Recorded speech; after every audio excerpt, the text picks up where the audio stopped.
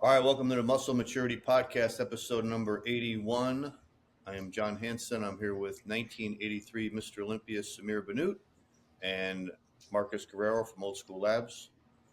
How you guys doing? Marcus, you're on vacation, huh? Yeah, I'm on vacation. It was a surprise one, so I was trying to make the girl happy, put it that way. But obviously, internet might be a little spotty, so please bear with me. I'm not gonna lie though, I've been trying to stay away from the beach, even though we're at the beach. Been to the gym a couple of times, so that's a good thing. It feels like a real vacation. There's a gym involved. Virginia Beach. Okay. Yeah. Nice, Fun. nice. How have y'all been doing? Doing good. Doing good. I'm not happy with the weather right now. We have 109 degree outside. Wow. This is not like California. Well, my neighborhood is hot. I was just now at Gold Venice. The temperature was 84, 85 degree in Venice and Santa Monica. And then once you get over the J. Paul Getty Museum, the temperature just shoot up 20, 25 degree more. Could you believe that? Wow. It's unbelievably hot. This area here where I am, Porter Ranch, Granada Hill, Simi Valley, we're all over 100 and 108, 110 approximately. Wow. So, my fig trees, the leaves are not like potato chips right now. I mean, it's just so hot and so dry. So Thank God we have the AC on, and it's crazy. It's crazy hot. You don't want to be outside. I don't like it. Anything over 85, I don't like. Mm-hmm. Yeah. But training going good, trying to stay lean and mean, John. Mm-hmm. Still waiting for another back workout. We need to bring Marcus over here and show him how to train the old school way. Yeah. I'm anticipating it. You know what, John, speak of that, all my friend from Old School, remember we ate together in Marina del Rey? Oh, you were here with us last year? With Tade and his mom and dad and everybody came in. Yeah, so they're all getting together tonight, and I'm like, I had enough going all the way down, all the way up. I'm like, it's like 40 miles of drive, and driving on the 405 is not fun, John. So I'm staying here, staying cool. Okay. Recover. So. All right. Well, not much to talk about in bodybuilding this week, except for the Italy Pro that's coming up this weekend, and we got the competitor list up here. So it looks like we got 2, 4, 6, 8, 10, 13 people in it. But Hunter Labrada is the favorite by far. He's looking really good, and there's really no one else except Andrea Presti, maybe. No other. I don't really even recognize any other big names in here. Morgan. I know Morgan, Mr. Massive, but again, I think Hunter, from the last photo I saw, he looked pretty impressive. I think he made a major improvement over the last time we saw him in Florida.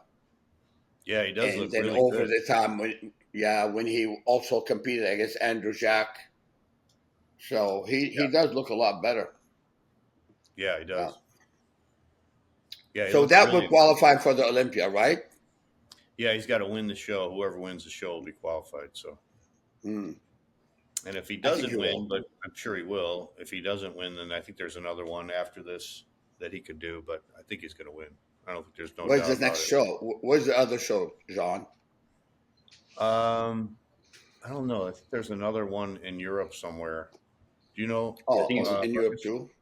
I think it's UK. I think it's next week. The UK one. UK. Okay. Is it next week? Yeah. So probably. Well, I think he's going to win. But if he didn't, it'd be in his best interest to stay there and come and get that one. Yeah, for sure. Yeah. Yeah. I'd say he will walk away with that show. Because I don't see any name that's going to. The Legion Sports Fest, but I think that qualifies people for next year, not this year. Yeah. So I think the last one will be the UK Pro on September 14th in London. I think that Patrick Moore's going to be in that one. I think So Oh, really? I'm Okay. actually, That'd be yeah, cool. I'm anticipating to see. Yeah, that's definitely like I really like his aesthetic. Yeah, he looks like It's he's really put on cool some overall, size. so I can't wait to see if he's put on it. Yeah, yeah. That's why I'm anticipating that one. I'm curious if Rubiel's going to be there, because that would be a true apples and oranges matchup right there. So, does anybody know why Rubiel didn't go in this one, in this Italian pro? No. I mean, the only thing I could think of is No idea. it might not be worth Maybe, well, is not Rubio is not qualified for the Olympia? No. Mm-mm. Thought it. You have to turn that off. Mr. No, he's T. not qualified. Yeah. I wish Hunter did that. I wish Hunter did that surgery for his back, because it's very hard to to leave it unrepaired. I'm repaired, so Do we have he's any definitely looking video? a lot. Do we have any video of Hunter? Did I see any video? I haven't seen him Oh, here we go. posting. Oh, here we go.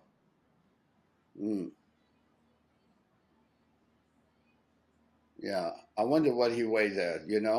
Any idea? Mm-mm. Yeah, he definitely look.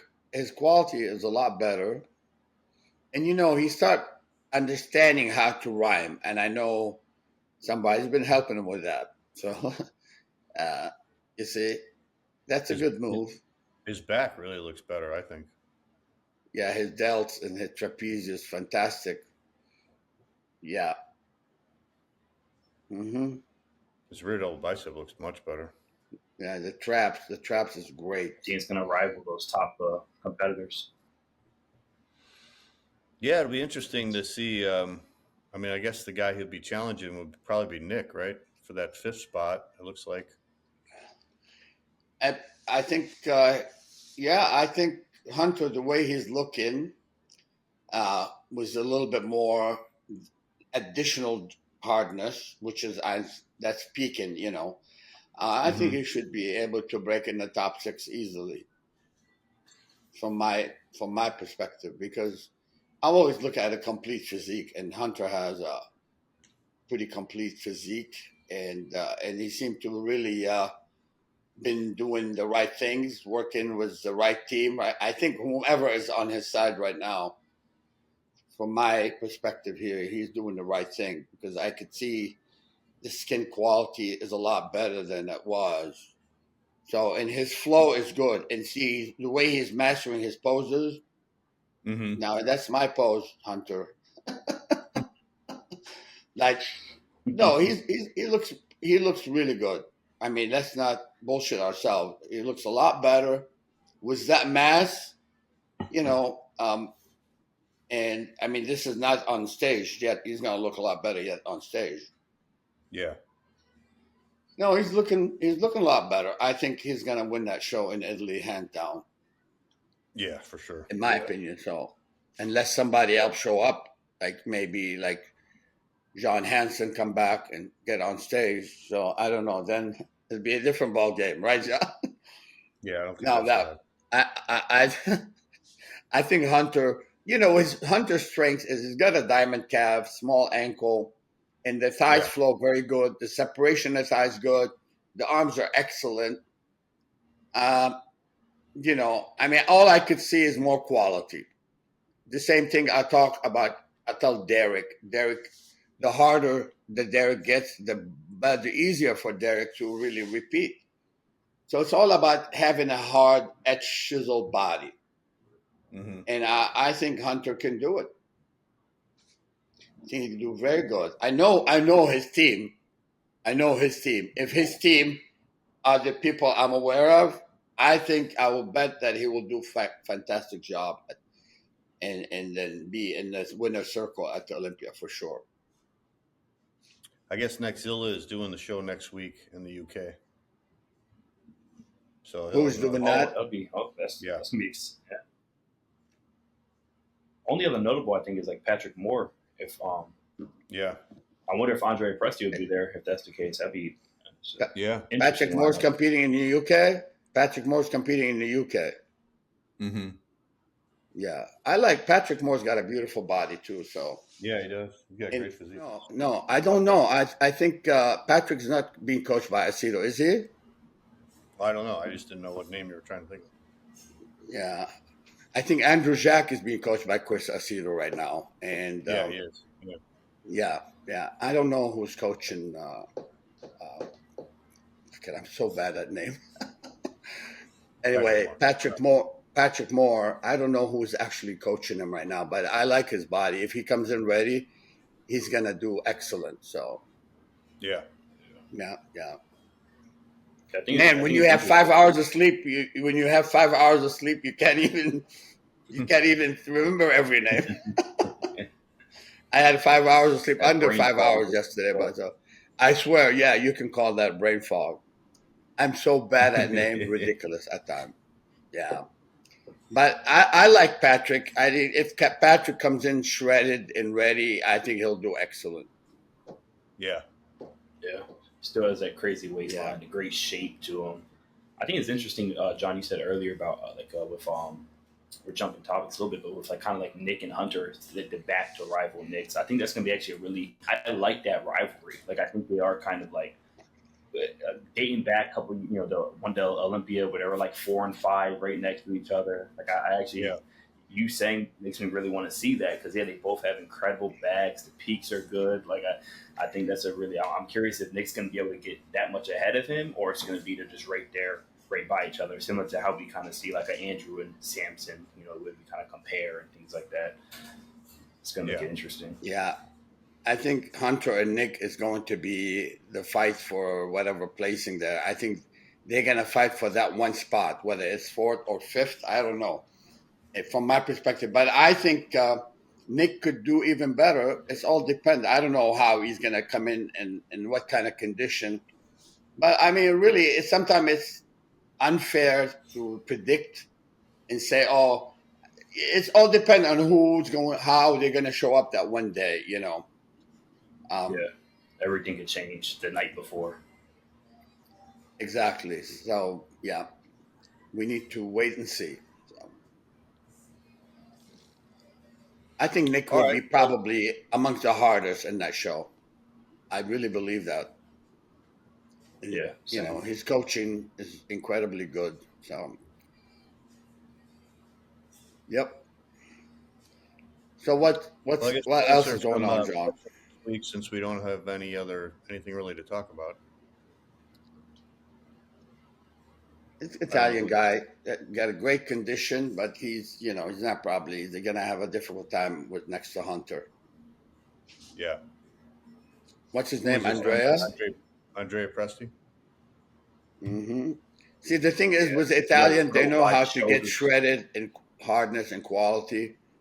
But, Hunter is so much more massive from what I can see, Mm-hmm. Yeah, I don't think anybody's going to be close to him. Nah, it's going to be difficult to beat Hunter from the lineup I'm seeing there, His upper width is crazy. Andrea, it kind of almost does is a detriment to his legs. For some reason, he looks a lot bigger. Why? He looks a lot bigger in these photos. Yeah, I think his shoulder width is his best asset. Yeah. Shoulder to waist ratio is very good. But I can see he needs more triceps. Maybe his calves need to be better. But his shoulder to waist ratio is beautiful. Yeah. And he looks like he gets in great shape. So. Yeah, he has a unique shape up on that stage. I feel like he always stands out to me. Like I've seen at certain Olympias, and I'm like, and he'll kind of, he'd be like the 3rd or 4th call out, but I'm like, wow, like he looked really good. Like he kind of has like some standout features to him. And those shoulders help very wide, but I think it makes his legs look a little bit more, like they need more size just because he's so big up top. It's almost the opposite of what we, sometimes see. Mm-hmm. Well, at least he tanned himself properly. He doesn't look pale in the face. Yeah, the Italian always do it the right way when it comes to tanning and make sure everything is perfectly from head to toes. Right. I can't stand it when you see a pale face and a dark brown body. It just doesn't look right. Yeah. Such a tattoo to get for bodybuilding too is kind of crazy, like because it covers whole chest and all that. Like you don't see that too often. I feel like Yeah. you tend to stay away from that on the stage. If you're a bodybuilder, it'd be a big mistake to even touch a tattoo, man. What for? Get a Canva. Do your They do painting on now. your They got them Canva all on over. paper. It's not smart. No. I One of the things I told my kids, I said, do me a favor, please don't have tattoo. Don't do any tattoo on your body. And they didn't, thank God. I personally don't like tattoo, but again, He was saying my shoulders you are know, wide enough, and sorry, I can get a tattoo there. But, yeah, I couldn't agree more. It kind of takes away from it a little bit. yeah, he looks full here, but I think his weakness is more really in his triceps. He needs to be a little bit better in the triceps area. Triceps and calves, in my opinion, and probably his thighs need to be a little bit bigger. But we don't all look good in every show. Some shows were flat, and I think here he looks like he's lagging in the lower body. He needs a little more mass, and the tricep need to be better. Good abs, great shoulders, great biceps. You can tell that his brachialis is torn in his arm, both brachialis. You notice he tore the brachialis muscle on both sides. How can you tell that? Mm-hmm. Oh, you can see it. You see, this is the On his brachialis, forearm? not touring. This muscle right there. Look at this one. No, Mine is touring. You see the difference? Let me feel my It's brachialis. I don't know. I don't know what caused that. A lot of pro have a torn brachialis. I think what's his name? Jay Cutler. He have a torn brachialis. Really? Many, if you look at many of the pro have torn brachialis muscle. Hmm. I wonder why it does happen. Mine, I lost mine because I had a C5 and C6 bone fusion, and then I was adjusted by a chiropractor where he messed up, and that nerve that goes all the way from my shoulder to my brachialis was also died. You can't revive that. But I never really hurt myself in the gym. But many of the bodybuilders lose this muscle for some reason. If you look Makes me very fear a carefully, chiropractor. have you ever noticed that, John? Yeah, I have noticed that. A lot of guys don't have good forearms. You see, look at Jay, messed it up too. Yeah. You see, I wonder why, what happened, how does that get torn like this? It's not that common, but right nowadays I see it pretty common. You know who have the freakiest brachialis muscle on the planet? Oh, Sergio Oliva. yeah. Phil Heath, Nobody too. have a bigger brachialis. Oh, Phil Heath has it. Yeah, Yeah. yeah. Forearms are pretty muscle, man. If you don't have Yeah. a brachialis, it's kind of, you can see it. See the difference? This is not torn, you see, and this is torn. Wow, look at That's Sergio's forearms. It's interesting. Is why do Unbelievable. you think, as far as like, because I know like a lot of like y'all are like the true of the old school. Like, what do you think the big disconnect is with like nowadays bodybuilding when it comes to like the limbs, like it's like your calves and your forearms? Like, it's not as like people don't care about it as much anymore. Like, why do you think that is? Like the difference between the old school Well, versus like new age. one thing I've talked about in the past about the modern bodybuilders, many of them injecting locally. And I'm going to go back and say anybody that take any form of injection in the calf is the biggest mistake ever. Because you inject in your calf, that muscle will completely evaporate. I mean, you will lose that muscle. I mean, it's really, I don't want to name who have that caused that problem, but so many ill advice by coaches. Yeah, shoot in your calf is gonna look bigger, but 2 years later, that muscle completely died. I mean, atrophy, total atrophy in that area. And I can name a few, but better not talk about it like that. But the good thing is, my advice is do not shoot in the calves. Don't shoot any form. You get people say, "Oh, I'll take Esiclin. It's water based."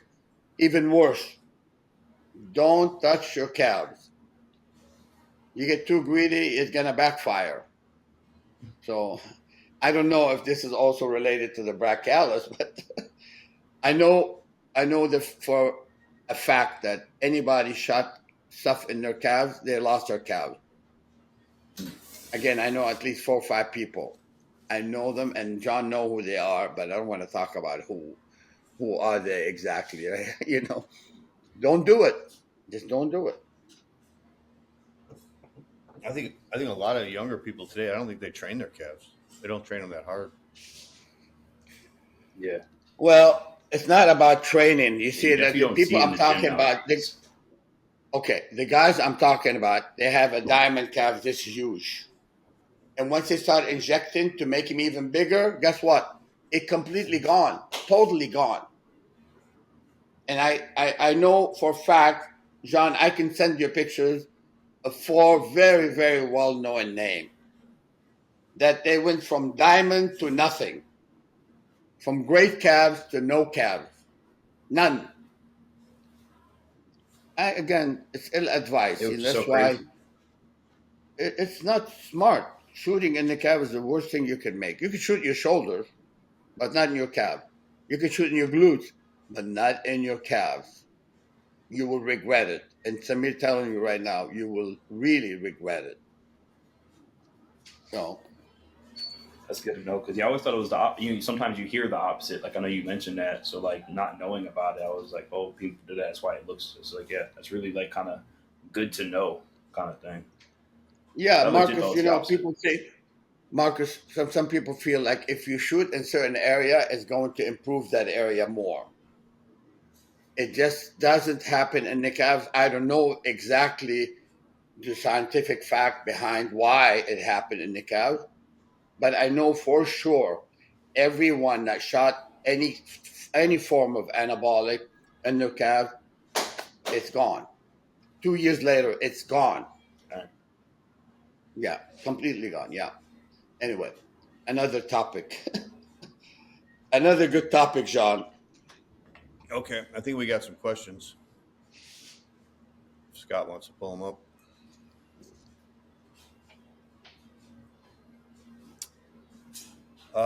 Best old school recovery practices. Rest time. Supplements you used For to me take in the personally, 90s aren't around now. uh, recovery is the most important thing in bodybuilding. Most people don't understand that. Some people say, "Oh, I'm gonna miss a day in the gym, or I'm gonna lose muscle." Listen, when you rest, when you allow the muscle at least 72 hours to recuperate, it is essential that you do that. And I mean, rest time for that muscle should be, as far as I'm concerned, 72 hours is a minimum rest. You could actually rest a tad bit more. But according to science, after 96 hours of rest and not doing anything with the muscle, it start losing maybe 1%, a tad bit of the size. And so it shrink if you don't activate it at all. I mean, if you're in the cast doing nothing, after 96 hours, you start losing some of that muscle. But if you activate it, but talking bodybuilding here, when you train your ass off, let's say you work chest, you killed it completely. It's good to allow 72 hours of recovery before you hit it again. That's how I see it, and that's how I did it. Supplement wise, for me, you know, uh, I really believe in taking free form amino acid, Mm-hmm. and I think you won't be making a mistake taking a branched chain amino, especially during the workout. And you know, amino acid is one of our best friends. It's very, very important to maintain a positive nitrogen balance, and a big proof that for me, back in '83, before I went to Germany, I told Joe Weider, what do you think? Joe Weider said, go buy amino acids from Tyson and Associate. He said Arnold, Frank Zane, they all bought Tyson's amino acid. It was the best pharmaceutical grade amino acid available at that time. So I did go to Tyson in Santa Monica, and I took like $500 worth of amino acid. I took it with me to Germany, and I was literally eating amino acid along with what I was doing. So I really do believe in free-form amino acid. I believe in branched chain aminos, definitely effective. And the rest is proper eating properly and let the muscle rest up for 72 hours and watch yourself growing like weed. So that's how, from my perspective, is like recovery is a big part of the game, and yeah, I'd say it's imperative that you allow it at least 72 hours of rest if you want to grow. Now, when you prepare for a contest, you may activate the muscle more often, but the goal is to maintain the muscle, not to gain. If you want to gain, that would be about a good thing that you allow additional rest. What do you think, John? Yeah, recovery time. I mean, I think as you get older, you have to have more recovery time for your muscles. As often as how often you train a muscle, I mean, it's not just the muscle, you're also training the tendons and the joints. And if you're training hard and you're training relatively heavy and you start training more than once a week, training that muscle group more than once a week, it's not the muscles, it's your joints that are going to feel it. So, when you're younger, you can get away with training each muscle twice a week. But as you get older, the joints don't heal as fast and the ligaments and the tendons. So, I think if you're older, you need to take more time. I mean, I've probably been training each muscle group once a week. I train 4 days a week, split my body up over 4 days, and then I train each muscle group once a week for probably like the last 10 years. I've been experimenting the last few months with training a couple muscle groups twice a week, but the second workout is like a lighter workout. It's not a heavy workout. It's kind of more moderate weight, maybe like Mm-hmm. 10 to 12 reps and not as many sets. So like if I do chest on Monday, I'll do usually like 3 exercises, maybe 10 or 12 sets, and it's pretty heavy, and then Mm-hmm. I might train it again 4 days later, which would be like a Friday. So let's say on Friday I'm training back and biceps. So at the end of back and biceps, I'll throw in like a little chest and triceps, but I only do like two Yeah. exercises for chest, and I'll do like 10 to 12 reps, 3 sets each. So I'm stimulating the muscle, I'm training the muscle, but I'm not training heavy enough where I'm hurting the joints or anything. Now my leg Mm-hmm. workouts, I tried doing the same thing with my leg workouts, and I would train legs like let's say on Wednesday, which would be the heavy workout, probably 3 exercises for quads, 2 exercises for hamstrings, anywhere from 6 to 10 reps. And then on Sunday, which was 4 days later, I was doing a second leg workout, which was working good, but now I'm starting to feel it because I'm pushing that Sunday workout as well, and I'm going heavier. Like I was doing like high rep leg presses, and I was starting off with like 600 for high reps, and now I'm Mm-hmm. like increasing it every week, and now I'm up to 800 for 20. But now it's like I'm feeling it. My hips are hurting, my knees are hurting, my back is hurting. So I think if I'm going to continue doing that, I'm going to have to back off on that second workout and just not do as many exercises and not go as hard. I'm going to have to like back off the Mm-hmm. intensity. You can still train the muscle without going as hard. Now the one workout will be hard, but I think the second workout has to be easy. So, because Yeah, there's I scientific totally agree. studies that say, if you train a muscle twice a week, it's better than training it once. If you train it 3 times a week, it's better than training it twice. But you got to make sure you're getting the recovery. So it all depends You on know, how hard. Like when you look at John. Dorian. Dorian trained every muscle group once a week because he was killing it. He was absolutely destroying. Like he would say when he did his legs, he couldn't walk for 4 days. So there's no way he could train a muscle group like 2 or 3 times a week. So it all depends on how hard you're training it and how much you're recovering. Well, John, everybody said that my 83 condition was just right on the money. And I Mm-hmm. tell you, what I do 4 weeks before 4 months prior to my competition, I'll train less the first 2 months and try to put on as much mass as possible to allow more recovery. But when the last 2 months before the show, I go 3 days on, 1 day off. Basically, I do the whole body, Monday, Tuesday, Wednesday. I rest 1 day and I repeat again. So I was training the muscle twice a week. Yeah. But at the time, all I was trying to do is really hold on to the muscle I have. That's why I was taking additional amino acid along with whatever I was doing and allow recovery. I know I slept like by 10 o'clock, I slept 8 to 9 hours. I slept a lot, but I trained super hard.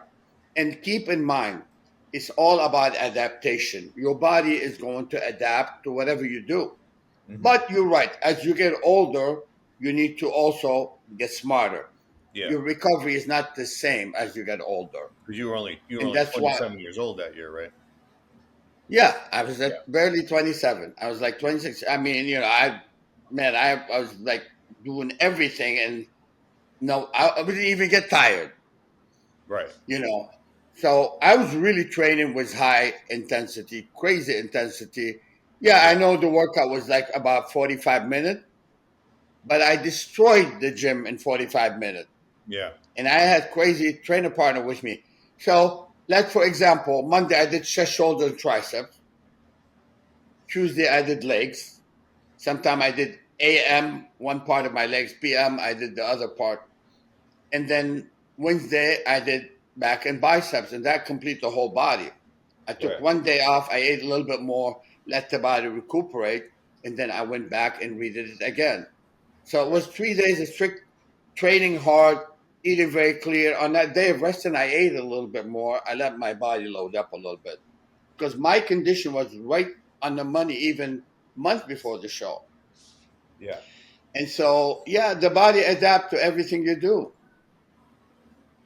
And really, I think, speaking of recovery, besides sleeping, you got to feed the muscle. And I think really, I'm not selling amino acid, but I'm just telling people out there that eating quality protein and quality food and, that free-form amino acid really did contribute to recovery.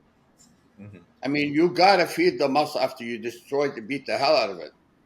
Yeah. I swear, John, sometime I'll take like 10 amino acid, I put it and chew it. So I was like, crazy. I want to win. I want to do whatever it takes. So my tunnel vision was like, wow. So the body adapt, and training the body part twice a week was suitable for me to get that condition I was in. Yeah. It was a winning condition. So right now I train less. They had a question about 90 supplements. The one I took then that's not around now was ephedrine, whatever you call it. Ephedrine hydrochloride. They used to have the ephedra, aspirin, caffeine stack. I think who sold that? Was it EAS? EAS sold it, right? I don't know. But I mean, at one time, there was a fat burner like Hydroxycut. Hydroxycut, yeah, that's what it was. Yeah. They have like Hydroxycut. They have like Mahuang. The Mahuang is like ephedrine. Yeah. Mahuang is like kind of the herbal equivalent to what do you call it? Ephedrine hydrochloride. Yeah. Ephedrine, real ephedrine, and there's ephedra. Mahuang and synephrine also. Synephrine also have that kind of effect on the body. And a lot of people. This morning, I was training a gentleman from Argentina, and we were talking about how like a lot of people think taking clenbuterol is a good thing.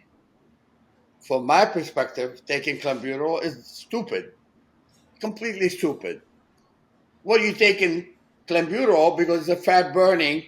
It's more like an asthma medication. I know when that protocol, whatever. The discovery of clenbuterol was done right before my eyes. And I know Mike Zampano, who actually told Dan Duchesne exactly what it is for, And then and Dan Duchesne said, "Oh, okay, well, clenbuterol." Instead of like telling people of clenbuterol, and everybody thinks clenbuterol is the promised land, is the way to go. I couldn't take clenbuterol; it gave me a huge headache.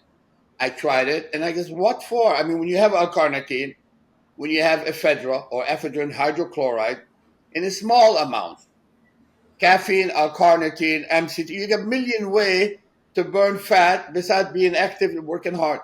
Why do you want to take clenbuterol? There's so many local. You know, in this world we're in, monkey see, monkey do. You know what I'm saying? Like now I drive on the 405, I see about 5,000 Tesla. 5,000 Tesla, anywhere I go. Now they have this other vehicle, what do you call it? The big truck too, like I think Big Ronnie was driving it. For me, no disrespect to anyone, but I call it the garbage truck. I mean, why everybody see monkeys? I don't want to be like anyone else. And if it's good, maybe, yeah, but I'm not impressed. Yeah, this garbage truck. For me, that cyber truck, I want to throw up every time I see it. What is this? It's a joke. What is it? What you're not on the bound. It is Rami. I told Ronnie, I don't like your vehicle. Because it's not pretty. And what is you're not on the Autobahn. You're not gonna drive at 150 miles an hour. And I know it's an electrical car, and I know Tesla is very fast, you know? Oh, good luck on driving your Tesla on the 405 because you cannot go more than 60, 70 miles an hour on the 405 because the traffic is like crazy. But the thing is how people monkey see, monkey do. I don't like that. Yeah. Be yourself. You know, for me, these Tesla, I drove a Tesla. I looked at it. Honestly, I'm not impressed. So that's why I'm talking about clenbuterol here. Okay, yeah. Clenbuterol is good fat burner. It burns the brown fat cell. Oh, it's anabolic. Like, shut up. Shut up. I know who did it. And the guy who did it told me, Samir, it's stupid. Don't touch it. And I tried it. Okay, I tried it. I'm not going to deny it. But I tell people, you guys are crazy. Just because one guy said this is good, and that guy was not a doctor. He was not a scientist. Yeah, Mike Zampano was a scientist. Mike Zampano, who started what Mike started back then. What was the company again, John?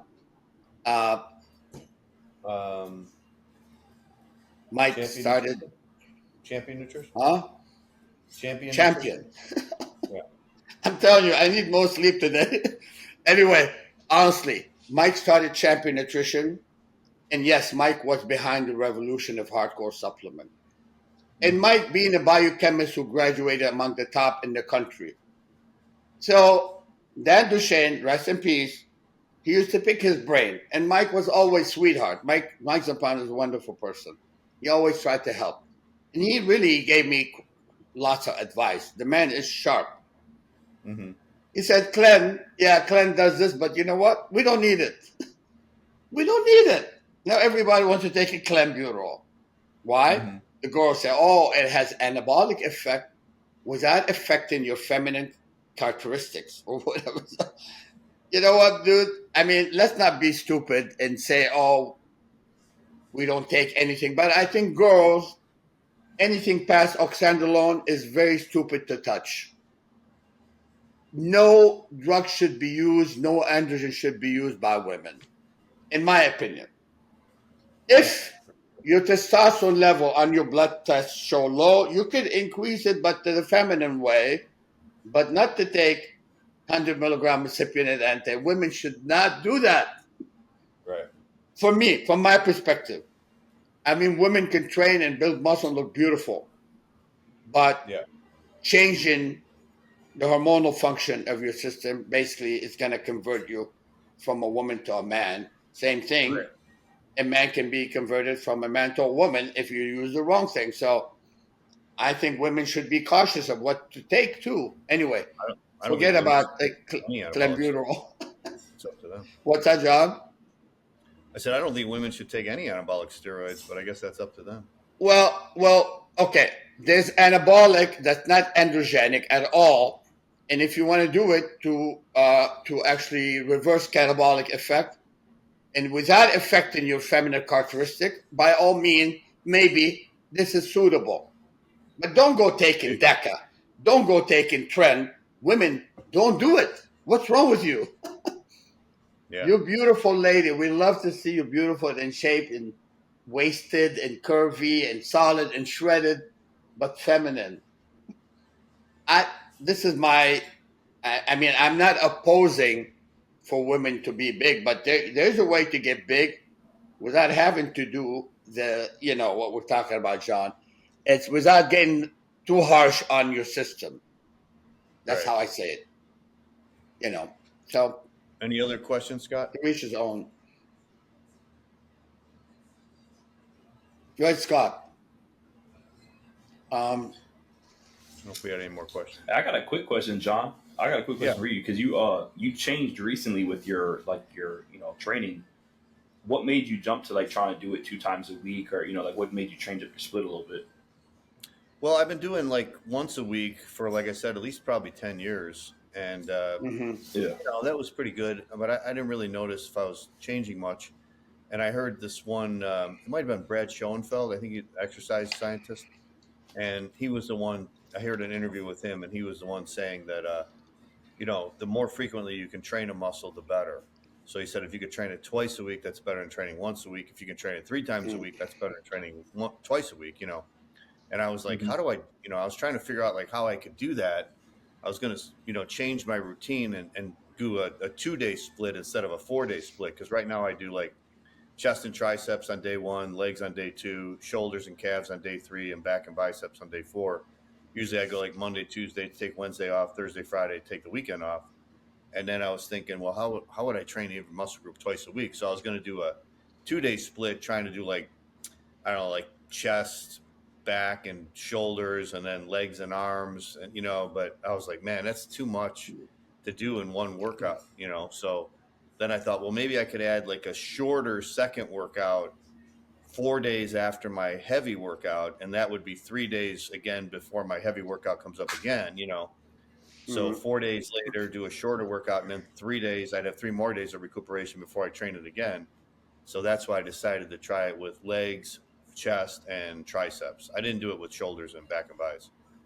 And I think it's working good with chest and triceps, but the legs now, it was working good, but now, like yesterday, I was supposed to do legs, and I'm doing vertical leg press, and like my hip was really tight, and then I get over to squats, and my knee's starting to hurt, and I'm like, oh man, my back's hurting, my hips are hurting, my knees are hurting, my body felt just so beat up. I didn't even go heavy. I just went home.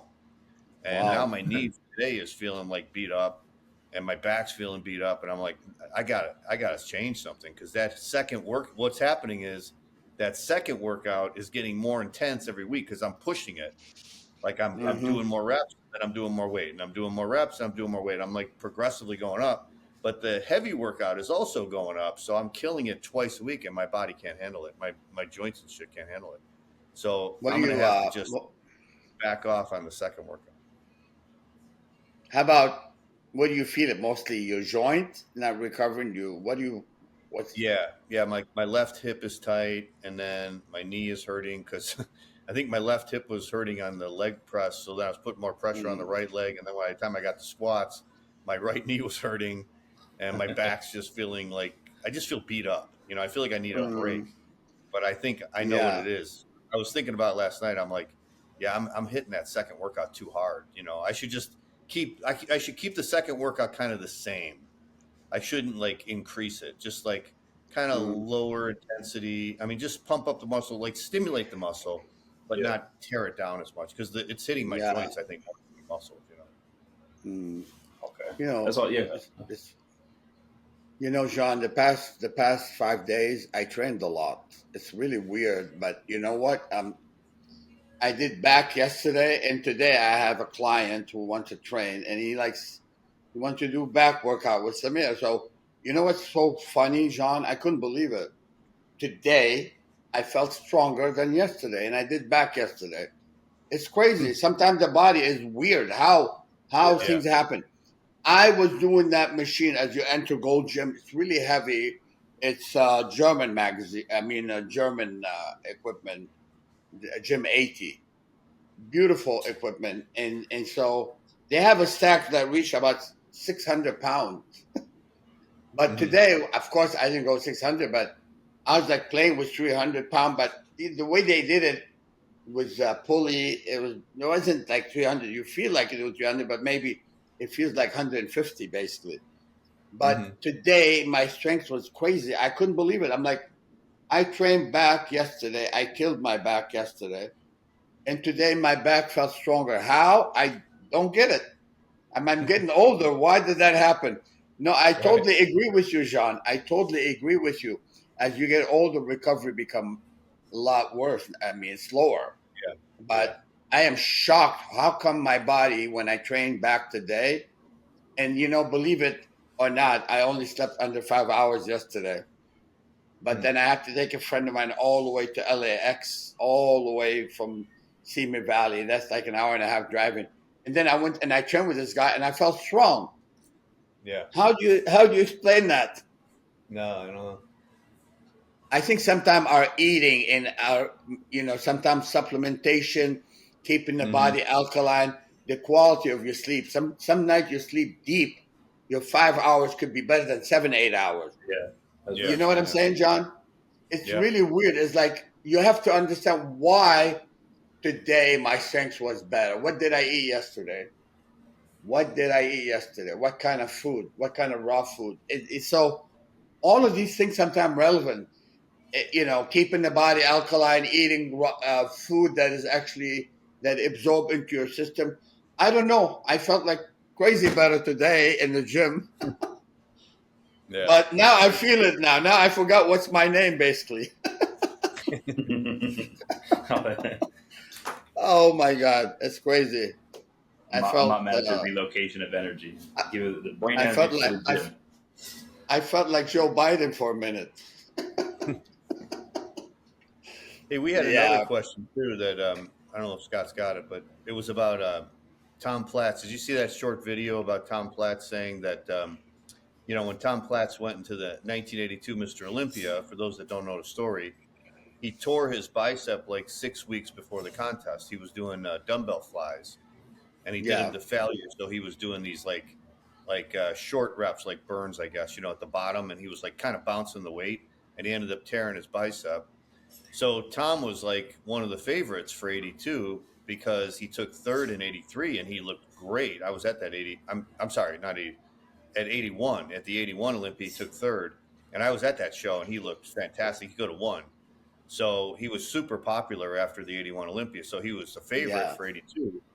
So then he tears his bicep 6 weeks before. He decides to do the 82 Olympia anyways, even with the torn bicep, instead of getting it fixed, which was a mistake.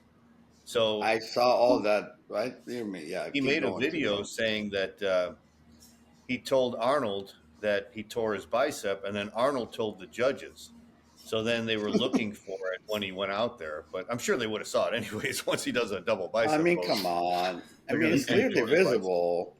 But I don't think Samir was Arnold even there in 82? I know he was there in 83 when it was in Munich, Germany, because I remember seeing pictures of him in. He was in Germany. I don't know. I mean, when did right? I don't think he was in there. When did Tom talk about that? Recently or way in the past? No, recently. It was just a video. It looked like he was doing a seminar and he was talking about it. I mean, come on. It was clearly visible. Tom was hiding his biceps when he was doing poses. But look, when he's forced to do a double bicep, I think Tom looked great. I think he was unbelievable, and it was between him and Padilla the year before. Yeah. I mean, you could see the bicep shriveled up, but why would Arnold want to do something to hurt Tom? After all, he was his best man in his wedding. He asked him to be his best man. Right. I don't think Arnold did it in a malicious way, and it might have Arnold said, I think Tom's biceps, he ripped his biceps. I was there. Tom was training right beside me here in LA at Gold and World. And so I saw Tom in the gym, and I've really felt bad for him, and actually went to visit him in the hospital when he did the surgery. And so it's very, very bad. I felt bad for him. He was definitely the favorite for the 82 Olympia. And so I don't know. I don't think he did the surgery. Did he? Well, what he did was He he did went to it. the He did it. doctor, and the doctor said, he goes, "Can I still train it even though it's torn?" And the doctor goes, "Yeah, you can still train." So he still trained, and he didn't get it fixed, and he waited till after the contest. So what happens when you tear your bicep? Because I tore my bicep too one time. The tendon. There's only one tendon that attaches your bicep to the elbow, and once that Yeah. tendon tears, bicep rolls up because there's nothing Yeah. holding the bicep there. But you could still, I mean, you could still use your arm. I mean, you still even have strength in your arm. It's just that the bicep tendon is torn up. So when they repair it, they have to cut your arm open and pull the tendon down and reattach it to the elbow. If you wait too long, that tendon starts to But recede up they, the they, arm. they have to scrape all the dead, what do you call it, the scar tissue and and reattach it. Yeah. But So he I waited. think He waited like 6 weeks or longer, and after he got it fixed, it wasn't fixed. It was still short because he competed again, and you could still see the bicep was short. well, the moral of the story, Tom is saying that Arnold told the judges about Tom to look over at his biceps. I don't get it. Yeah, Why? I know. Why? I don't know.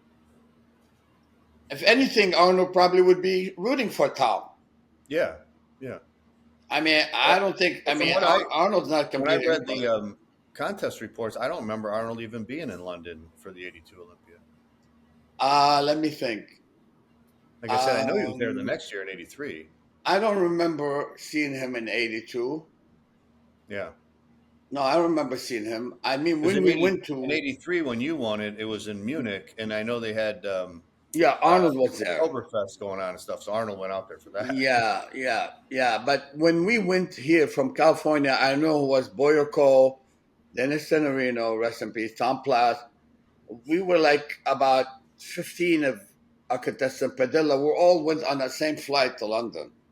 Okay. We went to Yeah. Heathrow, then we took the bus from Heathrow to Wembley. Okay. And this is when me and what's your buddy, Dr. Ludek Nuzek.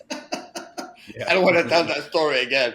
But I mean, I find it kind of strange that Arnold maliciously would say Tom's arm is not good or torn. I mean, come on. What is it for Arnold to gain from that? I know. Yeah. Maybe Arnold was trying to help me win. Oh, Frank.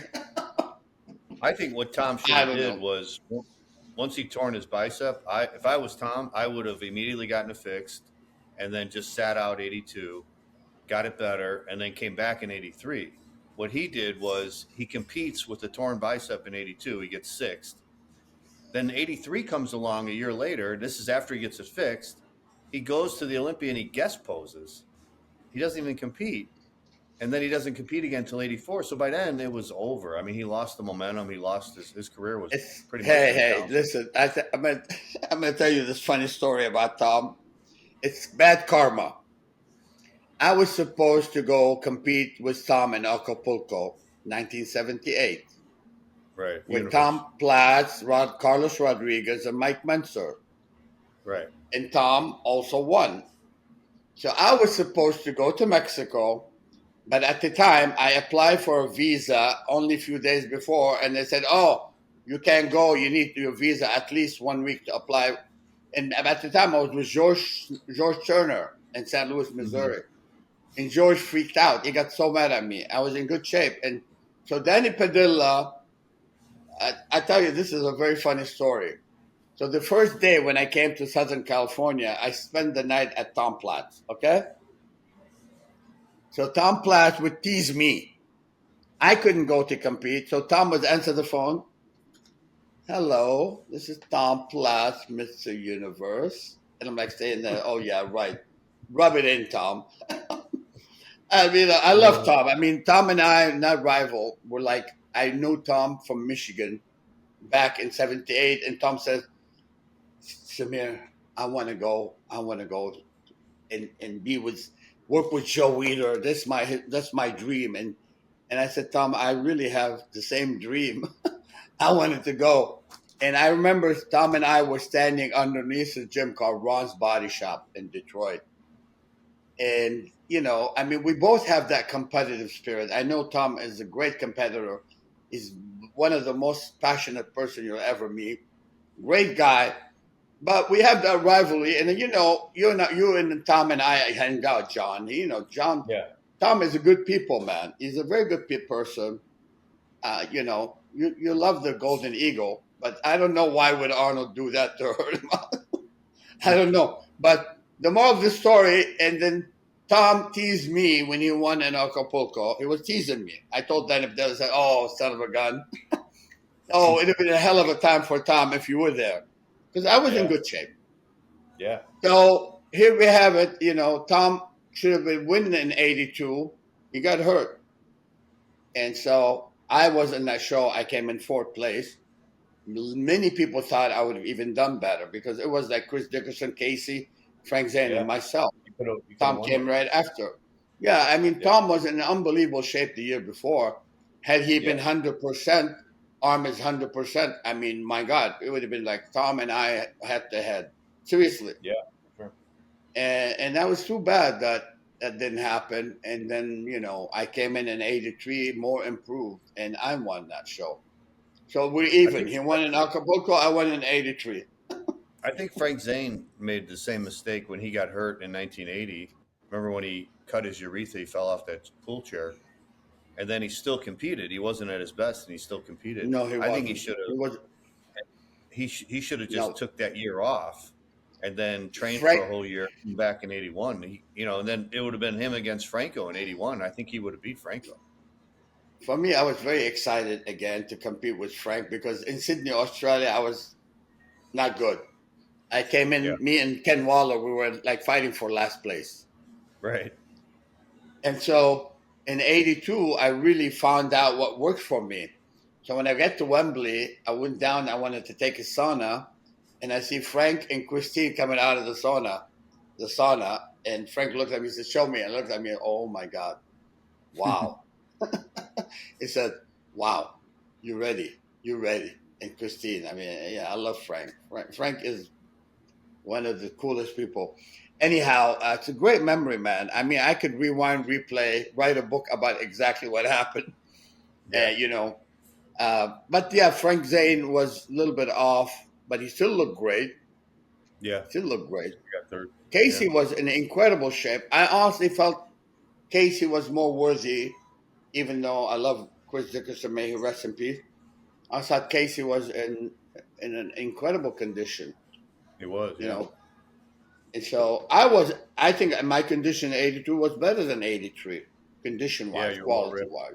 Yeah. Mm-hmm. I was more ripped in '82. Yeah. But, I was a new kid on the block, and they wanted me to wait a little bit. Plus, when you have a judges like Ludwig Knuzek, who give you ninth on symmetry, how can you make the top three? The guy gave me ninth on symmetry. Milo's best friend, Dr. Ludwig Knuzek. Milos would know who he is. I don't know why this guy was so mean to me. And me, I never turn anyone down from autograph or anything. Mm-hmm. It was Boyako who said, "No more autograph for anybody." And I'm going down that bus, and it was Ludwig Knuzek was a magazine. I didn't know who was Ludwig Knuzek. And I said, "Hey, it's okay. We're going to be here. We'll sign it later." I went with everyone. That guy gave me ninth on symmetry, John. How do you like that? See? And then he said, "Is it okay to judge you in '83 Olympia?" I complained about him, and I was right. Yeah. And I said, I forgive him. Let's bury the hatchet. We're all good. Let's start over. See, it's all, Anyway, I better not say things. Yeah. Memory. All right, guys. Memory. We'll wrap it up there, and next week we'll see how Hunter Labrada does at the Italy Pro, and we'll answer any questions. So if you guys have any more questions for us, we're also going to talk about the Olympia dark horses, the guys who we think not the top six, but the other guys who are probably going to be below the top six who could upset everybody by coming in really good shape. So we'll talk about that next week too. Mm-hmm. Sounds good. Sounds good. All right, Marcus, have fun on your vacation, and I'll see you guys next week. Yeah, Marcus, enjoy Appreciate it. Virginia. Have fun, and we'll catch up next week. I'll have more sleep, and my memory would work better. All right. Hi, guys. Good talking to you. You guys. All right, you guys.